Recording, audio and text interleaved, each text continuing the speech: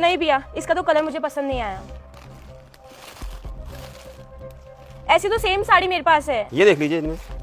हाँ हाँ, ये वाली साड़ी अच्छी है। एक काम करो, आप इसे पैक कर दो। ठीक है। भैया साड़ी की प्राइस क्या है? ये 2000 की है। और इसकी? ये सेम प्राइस है, ये भी 2000 की है, ये भी 2000 की है। अच्छा, एक काम करिए, ये पैक कर दीजिए। हाँ अभी कर देता हूँ। भैया मैं कल जो साड़ी देख के गई थी ना, अरे हाँ, ये कितने की थी ये 1200 की। हाँ, ये वाली पॉलिथीन में डाल के दे दूंगी।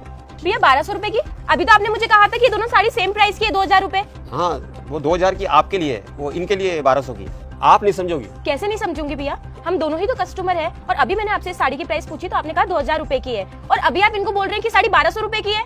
मैडम मानता हूँ आप दोनों मेरे लिए कस्टमर है, आपके लिए 2000 की है, लेकिन इनके लिए 1200 की है। इससे ज्यादा मैं आपको कुछ नहीं समझा सकता। अच्छा, अब मुझे समझ आया, ये आपकी गर्लफ्रेंड है, तभी आप इसे 1200 रुपए में साड़ी दे रहे हैं और मुझे 2000 रुपए में।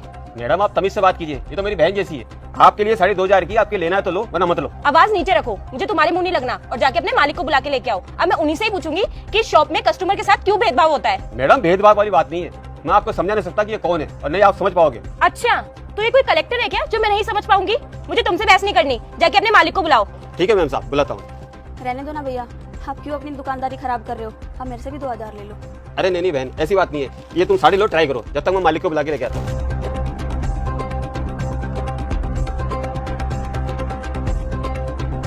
सेठ जी वापिस समझाए ना। अरे भाई मैंने सब सुन लिया, तुम जाओ, मैं बात करूँ।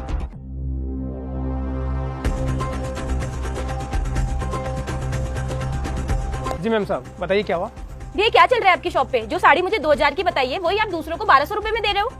मैम साहब उनकी इज्जत करना हमारा फर्ज बनता है, और जब आप उनके बारे में जानेंगे ना तो आप भी उनकी इज्जत करने लगेंगे। तो भैया आप मुझे ये तो बताओ, आखिर वो है कौन जिसके लिए आप इतना सब कुछ कर रहे हो? अरे मैम साहब, इनके हस्बैंड हमारे देश की सेवा करते हुए कुछ टाइम पहले शहीद हो गए थे बॉर्डर पे, और उसके बाद इनकी फैमिली में 2 छोटे बच्चे हैं और बूढ़े सास ससुर है जिनको ये अकेले संभालती है।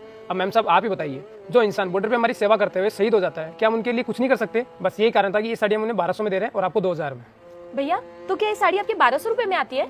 अरे नहीं मैम साहब, साड़ी तो 1800 रुपए की आती है, बस हम तो आपसे 100-200 रुपए कमाते हैं, जिससे हमारा भी घर चल जाता है और दुकान का रेंट भी चला जाता है।